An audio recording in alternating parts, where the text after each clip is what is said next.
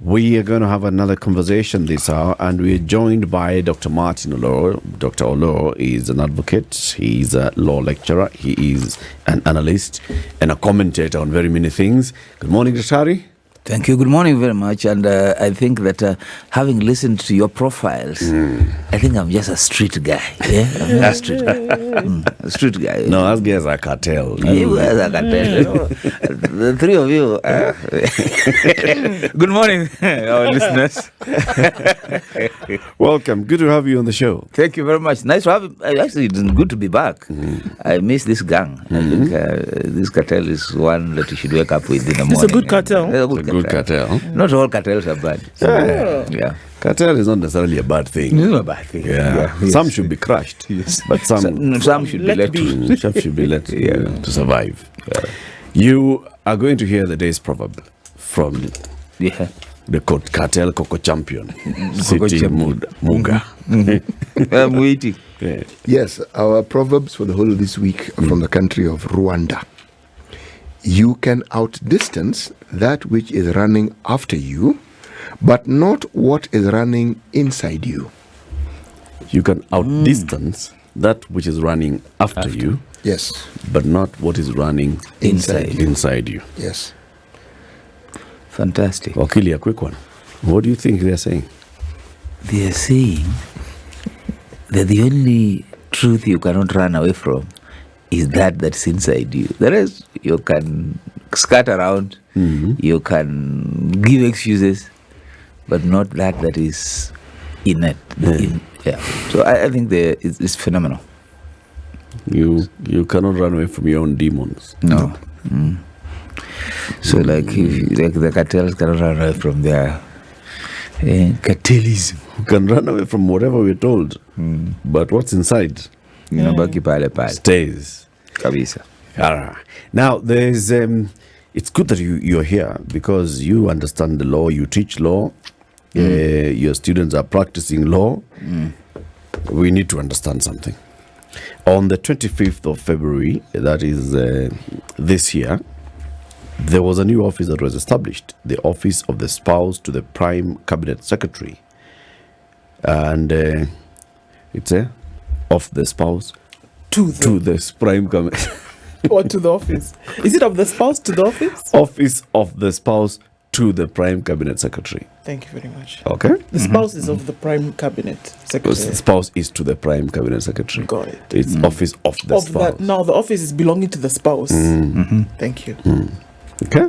We're clear so far. So far, so good. Yeah. And when it was launched in Westlands, in attendance of course, the Prime Cabinet Secretary, his spouse Tessie, and several dignitaries as well as invited guests. And they said the office will be focusing on improving the lives of children and families, advancing causes that bring dignity to persons living with disabilities and the elderly. It'll be enhancing health with an emphasis on maternal and child health care, protection of the environment and improved sanitation. And that is what it'll be, committed to promoting the well-being of Kenyan citizens by doing those things. And the Honorable Musalia Mudavadi, the Prime Cabinet Secretary, said, I believe the days when the spouses of political leaders only appear in ceremonies and say or do nothing are gone. Their contribution in our family setup should be mirrored to the larger society, for they learn so much from our daily leadership engagements. Forming the office of the spouse to the Prime Cabinet Secretary is a step in the right direction. He said Tessie, his wife, has stepped forward with Ushiriki Wema initiative to scale down the huge gap that lies within the differently abled people in society. Let us stand out and come forward as a society so that we can pull together and support Tessie in this noble cause that will impact many lives. Now, very many people reacted to this and they're like, what do you mean you're creating an office? What do you mean? What is it for? Now, if you look at what, they say she's going to be doing, she's going to be focusing on these particular issues and the areas that the office will basically be performing in, they sound noble, don't they? They do. They do sound noble. They do. The question there is, what is the journey to creating such an office legally? First of all, let's separate the issues. Let us. Let's separate good intentions. Let's separate concerns and the preoccupation that any Kenyan, whether they are a spouse of the cabinet secretary or the spouse of the president, or indeed whether they are the spouse of a street guy like myself, any Kenyan is free and perhaps is expected to have some values and some virtues to live for and to want to make a difference in this country. So to that extent, that's absolutely spot on.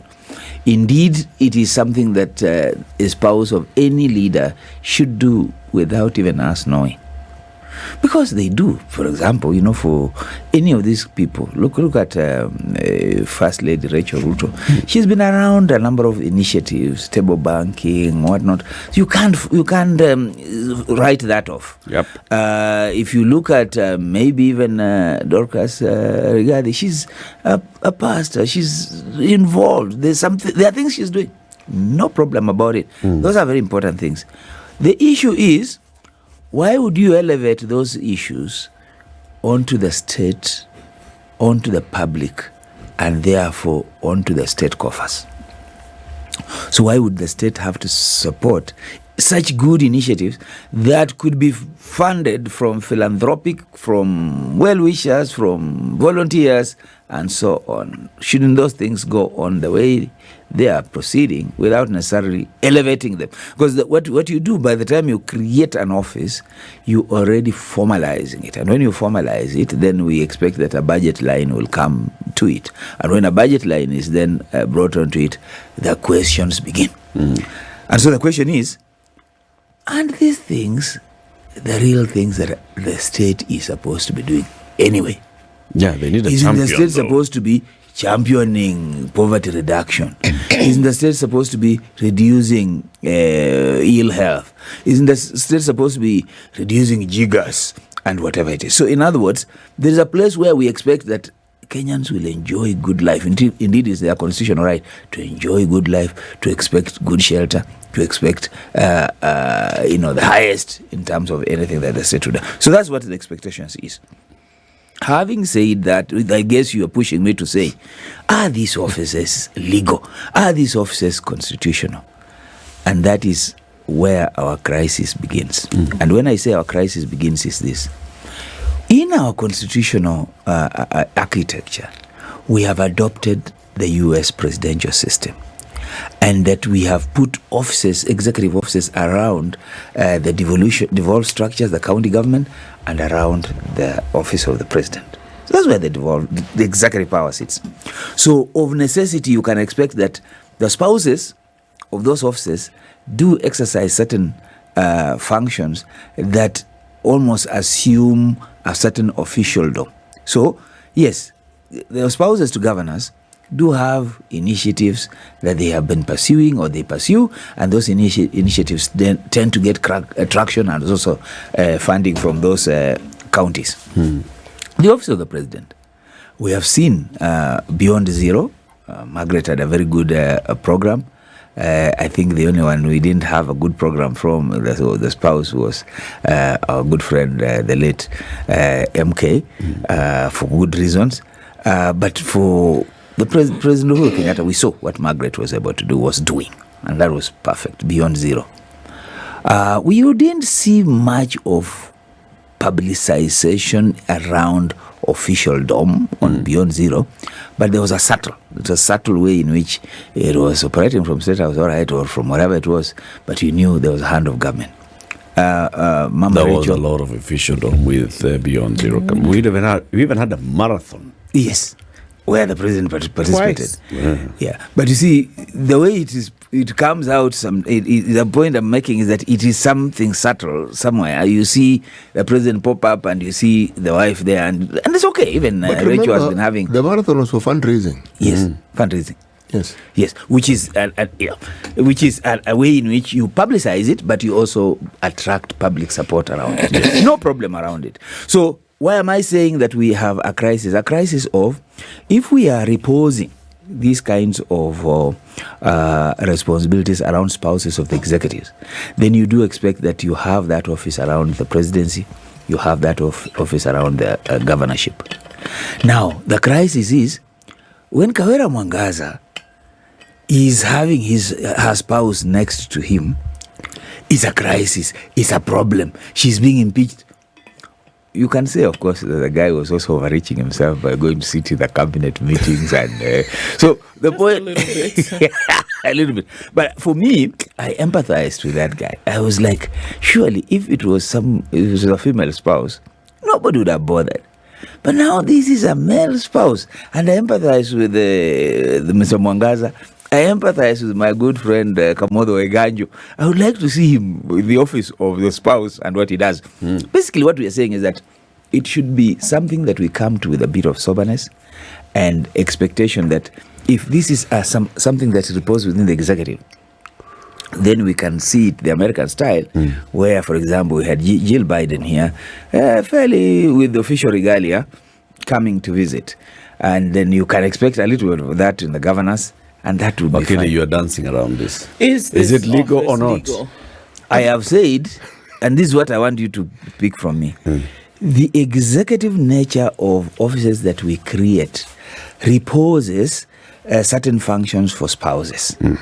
That's why in the presidency, for example, and in the governorship, that executive nature does create that. And it has actually been created legally, so to speak.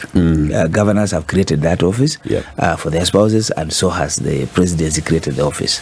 So there is a path towards it. So it draws the budget. Totally For example, the office of the First Lady draws its budget from the office of the President. Yes. So similar to the office of the spouse of the Deputy President. Yes. So when the presidency is receiving its budget, that's where they'll also draw money to run the programs that they've indicated they will run. Yes. Similar to the office of the spouse of the governor. Yes.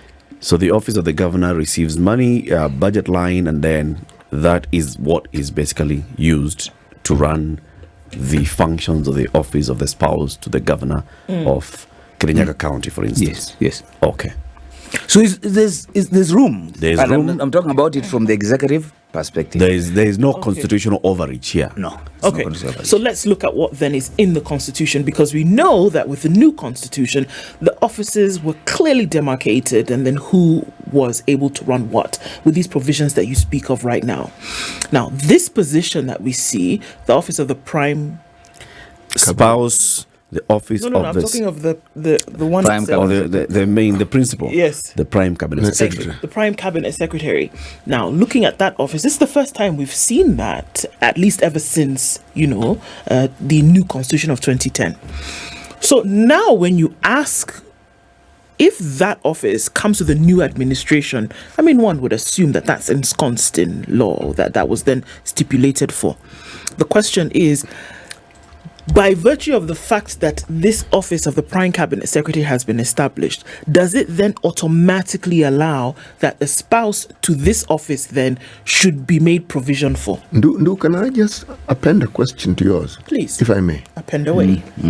This office we speak of, is it a legal office? Is it in law? Let's start there. Which one? The Prime Prime Cabinet. Cabinet Secretary. I need to understand.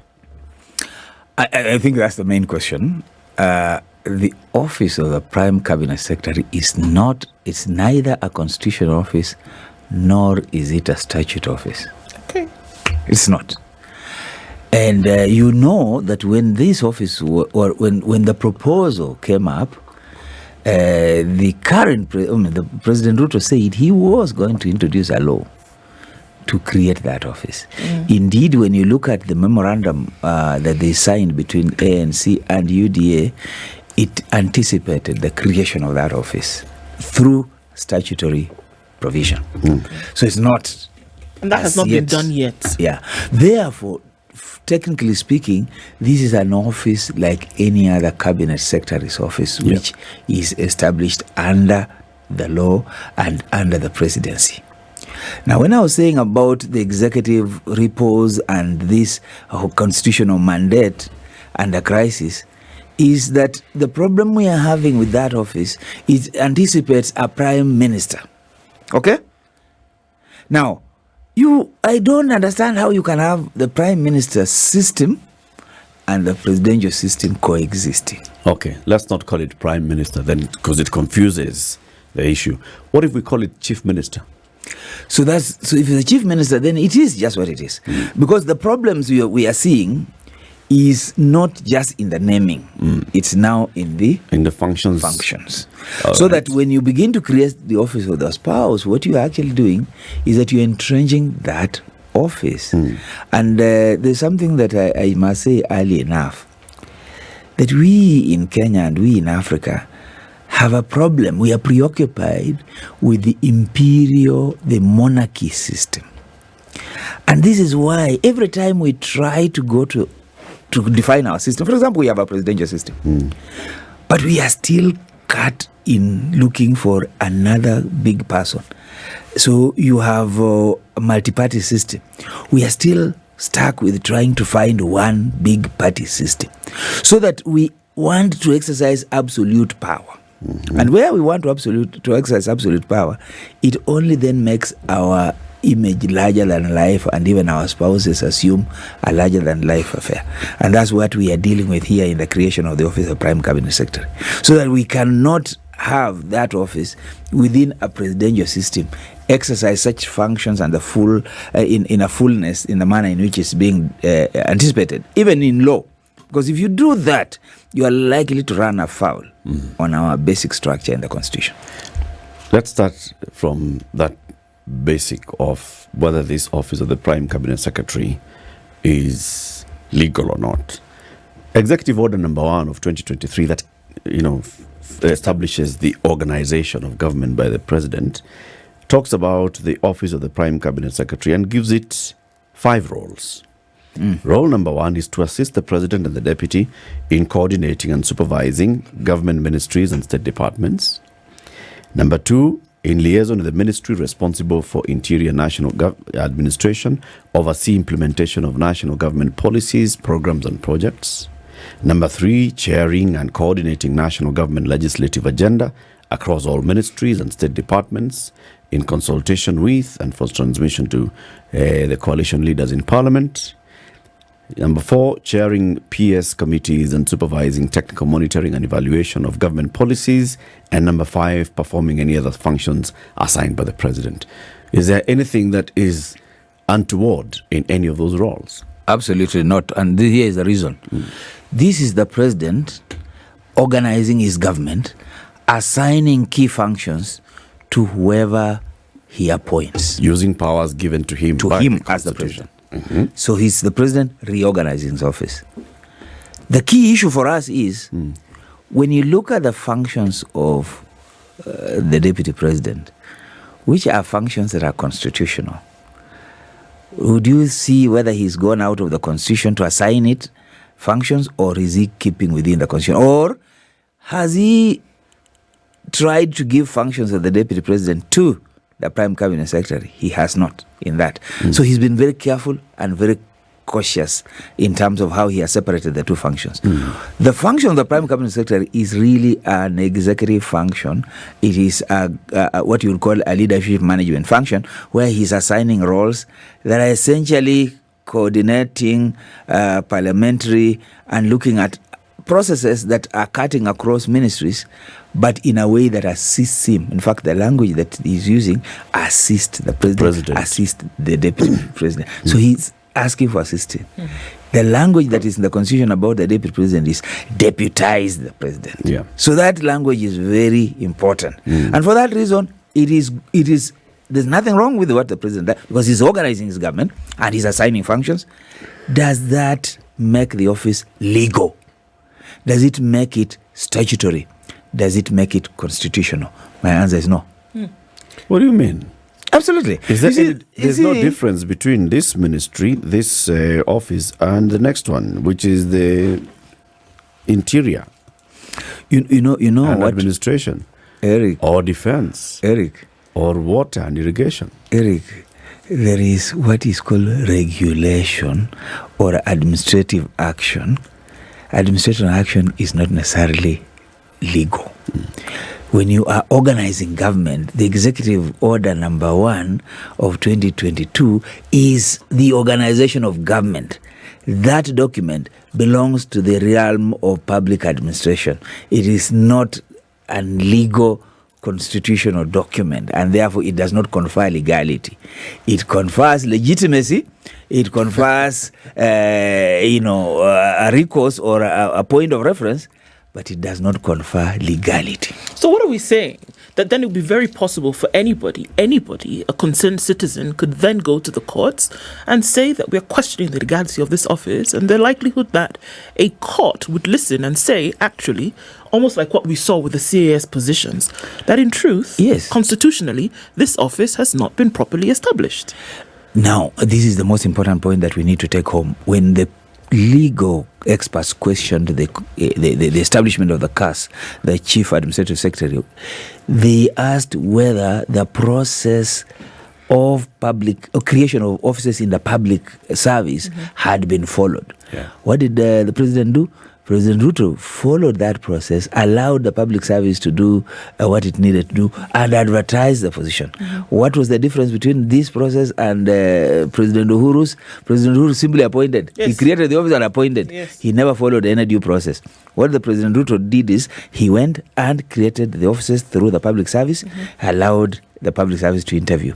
When they went to court, the court agreed, said, look, we think the president has followed the process. And now the process, it's been, the recruitment has been allowed. So the issue was to create an office in public service, you need to go through a process. What is the process that the president has followed? Number one, he has used the executive order. Number two, he has created that office within his powers to appoint cabinet secretaries. Okay? So that's actually a cabinet secretary appointment. Yes. That's what it is. Only that roles have been assigned to that office that are coordinative in nature, assistive in nature, and therefore it makes the role answerable to the presidency. Now, what's the difference between what the Prime Cabinet Secretary is doing in Ruto's government and what the Dr. Matiang'i was doing in Uhuru's government? Is that Uhuru assigned that again function with an executive order. But then the Dr. Matiang'i was first among equals. So he wasn't the prime secretary, but he was first among equals. That's the point. Yeah, super CS. So that is the same thing that we are seeing here. His was not constitutional, neither was it legal. It was administrative. Same to what we are seeing with the Dr. Musalia Mudavadi. In your view, is Musalia Mudavadi equal to Kithure Kindiki? He is not equal, because what the president has done is to give him a little bit more powers that cut across. Now, what you are saying is Kithure Kindiki is responsible for coordination of national government. Now, coordination of national government for Kindiki is seen vertically. He's seen in terms of Nairobi down to the village. He's seen in terms of how that is coordinated from the village to the sub-counties, to the districts and regions, and eventually Nairobi.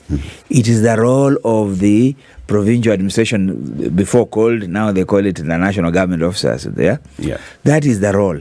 Now, the difference between that role and what Musalia's role is that Musalia's role cuts at national level across ministries, and so therefore he's coordinating that, and in addition to that, he is responsible for the legislative agenda of the national government, which then means that he is responsible for parliamentary work. That, you can say, does it introduce any challenge between him and the AG on legislation and so on? That's another conversation. But certainly, because he's been given a higher role to coordinate, he can sit within that and even coordinate those functions with Kithure Kindiki. So he's not like Kindiki. Kindiki's role is different, is vertical. This other one is horizontal. It's horizontal. Yeah. And so Musalia Mudavadi is also different from any other cabinet secretary. Aisha Absolutely. Jumwa with public service. Yeah. Or the Minister for Water. Or Dr. Alfred Mutua with Foreign Affairs. He's different. It's different. So Dr. Alfred Mutua cannot we cannot expect to see office of the spouse of the cabinet secretary, Foreign Affairs. We can't. Obviously, we can't. I mean, what we said earlier is Let's that take a break on that. Man on that as we take this break. yeah. Yeah, because we're talking about, I mean, we are establishing tradition. We are establishing tradition where we are seeing offices, we can see the office of the First Lady, the office of the spouse of the Deputy President. Now, can we also see office to the spouse of the Minister for Cabinet Secretary for Water, There's no telling Irrigation where and we'd stop. Sanitation?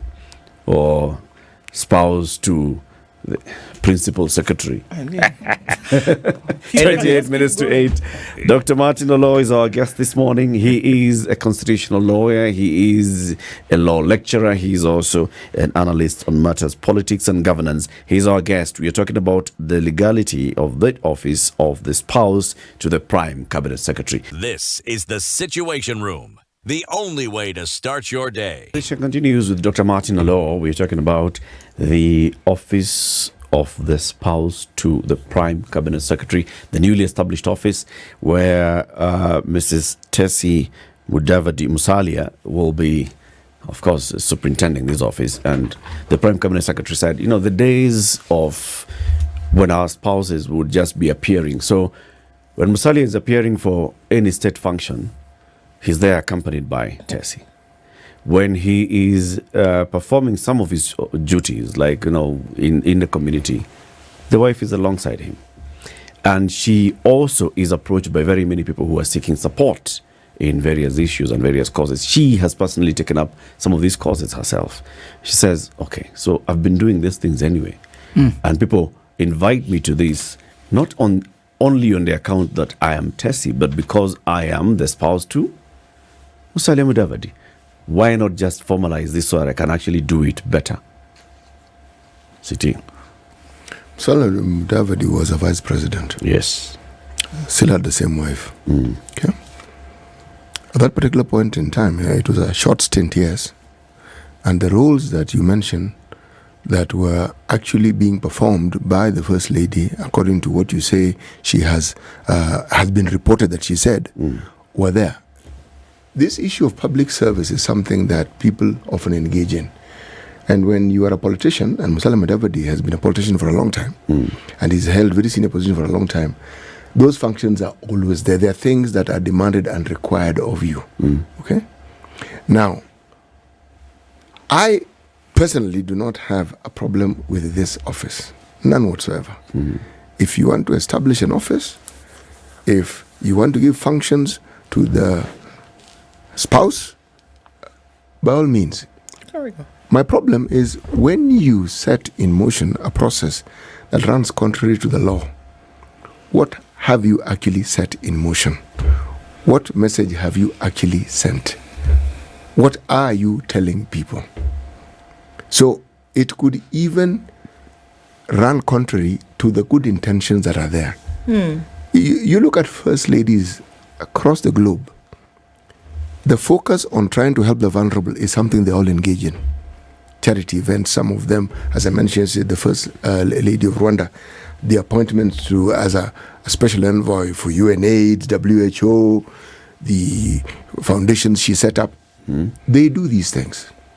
Now, it is noble, it is correct, because when somebody is a politician and they have government positions, they'll be engaged with that. But there's social matters that perhaps the spouse would be in the best position to attend to.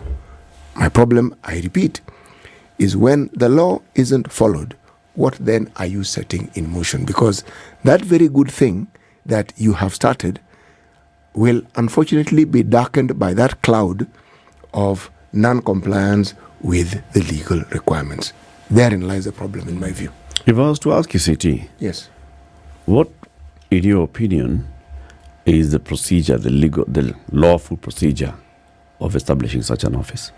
I actually don't know. I would rely on our brother here to explain that. First of all, even before we get to the issue of the spouse, the position of the Prime Cabinet Secretary needs to be legalized. Let's start there. So if it is statutory, it's a law, we know this is a position that we will always have, then the matter of the spouse now becomes, should we say, secondary to the issue. So when you set up an office, which is attached to an office which is not legally constituted, then again, I said, that is where my problem arises. So, yeah. The need to have 2 deputies, because essentially that's what we have. This president has 2 deputies. If that's what he feels he needs to run the government, by all means. Again, the problem is the law hasn't been followed. Sure. Yes. Now. So Martin, I mean, now, this is the thing, and I think we're asking the question from a legal point of view. An executive order is not sufficient then for the establishment of something constitutionally. Is that not right? That's right. So beyond an executive order, there still needs to be the legal process through which this establishment will occur. Now, once that happens, and I think I was going to ask that question because now I've seen that somebody else has asked as well, that if we're saying this office as it is, whether it's technical or not, that legally it has not been established, then how then do you allow for the release and use of funds, which are public, then to run the same office? You see, I'm not even talking about the spouse's office. No, yeah. I'm still talking about the principle. No, I want us to be very, very clear about what we are saying here. In the Executive Order number 1 of 2022, the President is exercising his powers to constitute cabinet and to assign functions, including assigning a prime cabinet secretary. Yep. So that is legal. Okay. That's legal. The office of the prime cabinet secretary is created within the creation of cabinet. Yep. That's legal. It is a legal office. Yes. Now, having said that, certain functions are created in that are cross-cutting. Again, that is okay because that's how the president is organizing his government.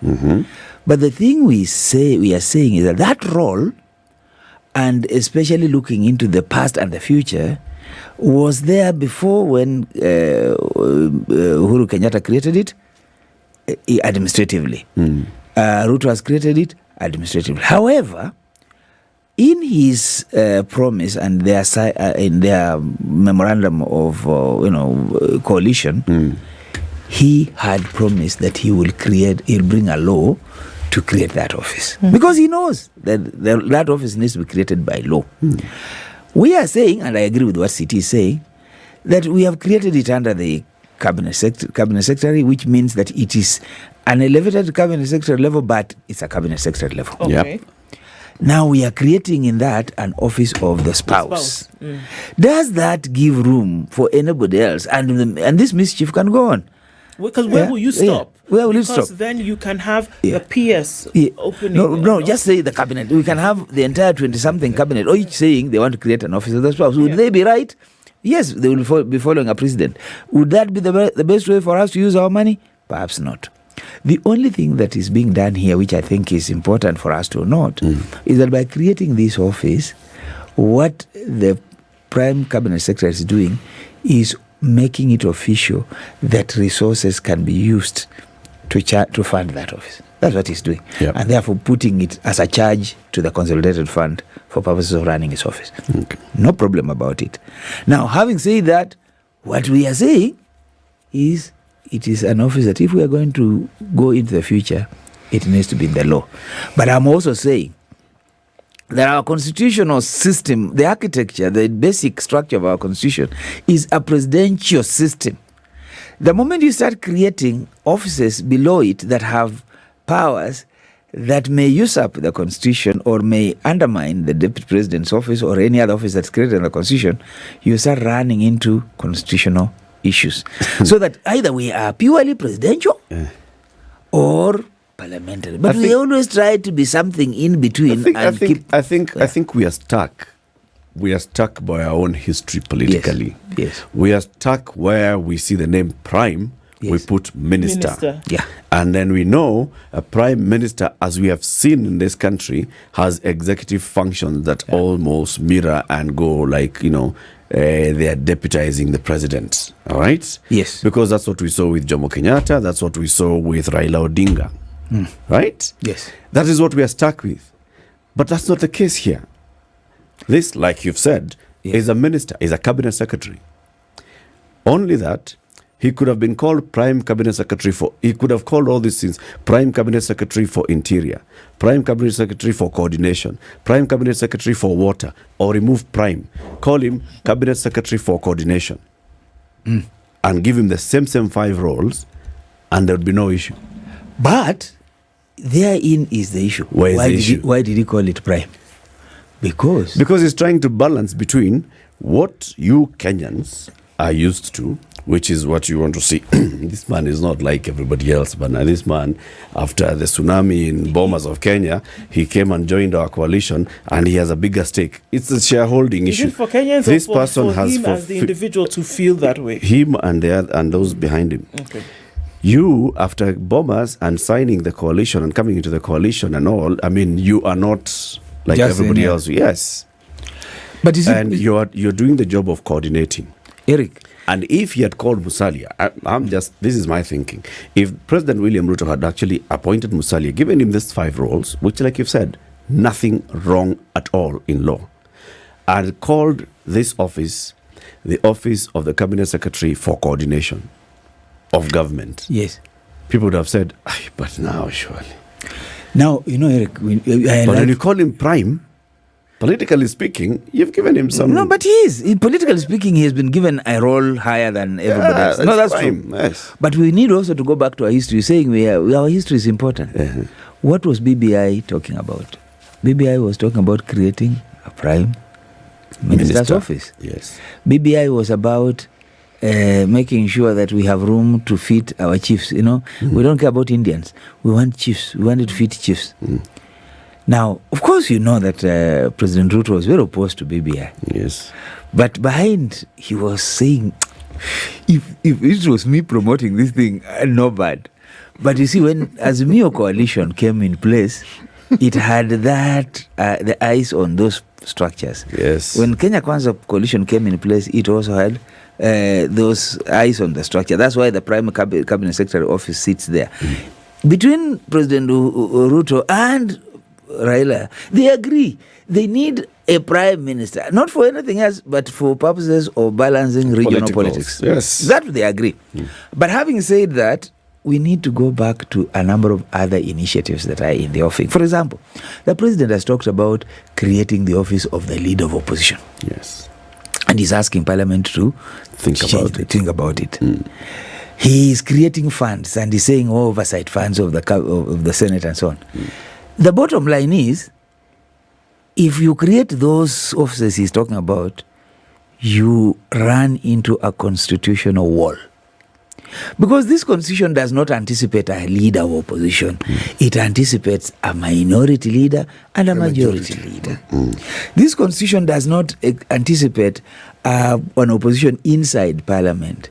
It actually sees Parliament as working as one, only that the majority and majority are having their way and minority are having their say. That's what's happening in Parliament. Not opposition for the sake of opposition. So you can't create an office of opposition with this current constitution. Yes. So my submission to us is that the President Ruto, same to people who are promoting BBI, are sending mixed signals on their understanding of the basic structure and constitutional architecture that we have in place.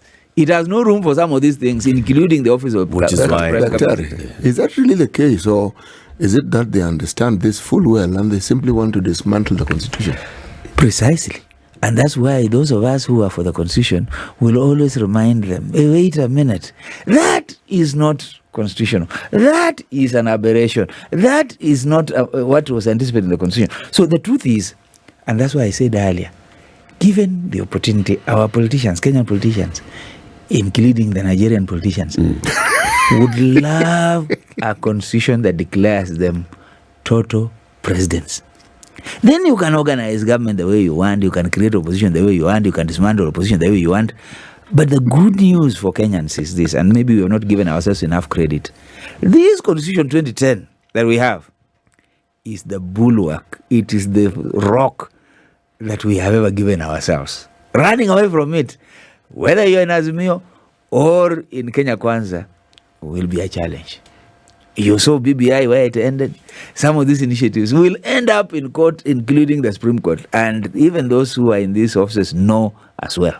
It can head there. It can. Gadara is asking a question. So before we go into Tessie Mudavadi's office, Yes. let's look at the other two.